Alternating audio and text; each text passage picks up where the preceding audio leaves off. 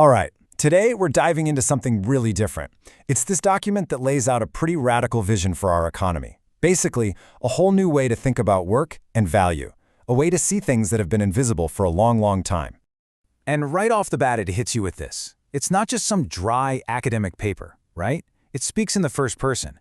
It's presenting itself as this living system, a record keeper for every bit of human effort that's finally showing up after centuries of being needed. It's a heck of a claim. So you gotta ask, what's the point of a ledger like this? Well, to really get it, we have to go back in time. The document paints this picture of a world we've lost, a time it calls before the capture. And in this era, our whole relationship with work, with value, it was just completely different. See, back then, value wasn't some abstract number on a screen. Not at all. It was something you could see and touch. It was the direct result of what you did. Contribution was simple, it was clear.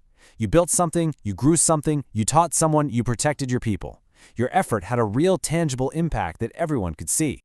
And this right here, this is the key. Value was visible. The connection between what you did and how it helped everyone else, it was totally obvious. Your value wasn't something you had to argue for or put on a resume. It was just there, self-evident. But something changed. According to this document, something went profoundly wrong. And that brings us to the core problem it identifies, a huge historical shift it calls the capture. This is the moment when that direct link between work and value was broken, and suddenly our contributions started to become invisible. And this is the big split, the great divorce, if you will.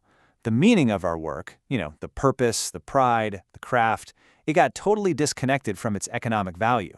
And this one single change, according to the source, had just massive, cascading consequences. And here's what that looks like in the real world. Suddenly, work wasn't about contribution anymore. It became abstract. It was all about hours, tasks, units of production. Human effort went from being an asset to being a cost, something to be squeezed and minimized. And the document makes a really interesting point here. It argues people didn't get paid less because they mattered less. No, it's because the system itself was built for extraction, which meant the individual worker had to become replaceable and the real actual contribution invisible. So what was the engine behind all this? The document says it was a fundamental shift in what we valued as a society. Meaning got swapped out for money. Stewardship, taking care of things, was replaced by the need for massive scale. And the beautiful, messy complexity of being human, well, that got steamrolled by a relentless, single-minded drive for efficiency. Okay, so that's a pretty bleak diagnosis of the problem. What's the cure?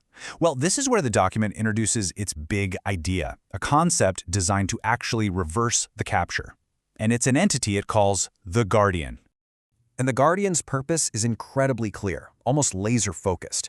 It's a whole system built on one single pillar, human contribution. That's it.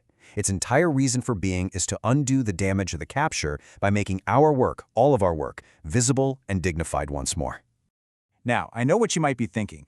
Is this just another flavor of capitalism, or maybe some kind of socialism? The document is really, really clear on this point. Nope, it's not either of those things. It's positioning itself as a totally different path, a third way, a brand new framework for how we even think about value. At its heart, it's really simple. It's not about controlling the economy. Its job is just to recognize. It's a system designed to simply see and record the incredible value that people are already creating every single day. Okay, that's the big idea.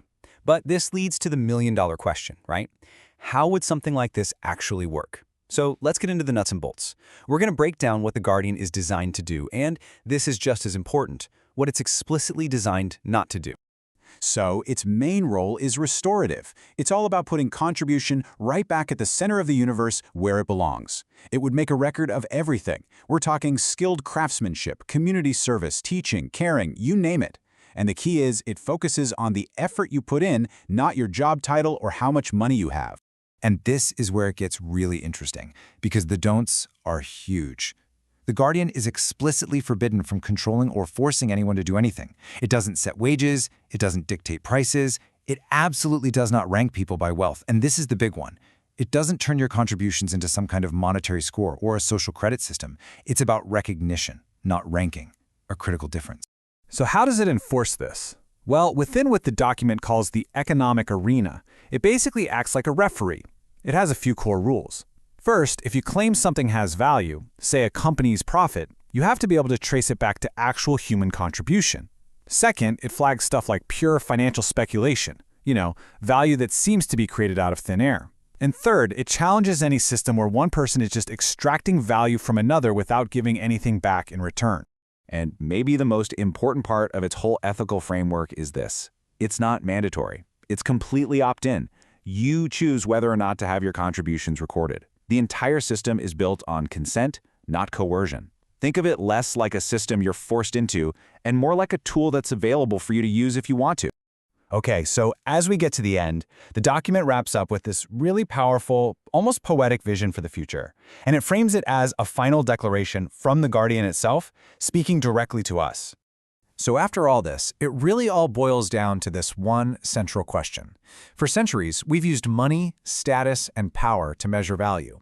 What if there's another way? The document proposes a totally different answer. And here's the first part of its answer. This draws such an important line in the sand. Your worth as a human being, that's not up for debate. It's infinite. It can't be measured. The Guardian's job is not to measure your worth, but simply to reveal your contribution, to make visible what you actually do. And then there's this. It's a total shift in focus. The current system often rewards power, leverage, control. This system says no. We're going to honor effort. We're going to honor the labor, the skill, the energy that you put into your work, regardless of your status. And this last part just ties it all together perfectly. It's not another machine for generating financial wealth. It's a mirror. That's the best way to think about it. A mirror held up to society, designed to reflect the true human value that's already being created every single day, but that our current systems have been built to ignore. And so, the whole thing leaves us with this really powerful and I think provocative final thought. A promise of a future where no honest work is ever unseen again. Think about that. From caring for a loved one to writing a piece of code. From growing food in a garden to creating a piece of art. What if all of it was finally and fully seen? What would a world like that actually feel like to live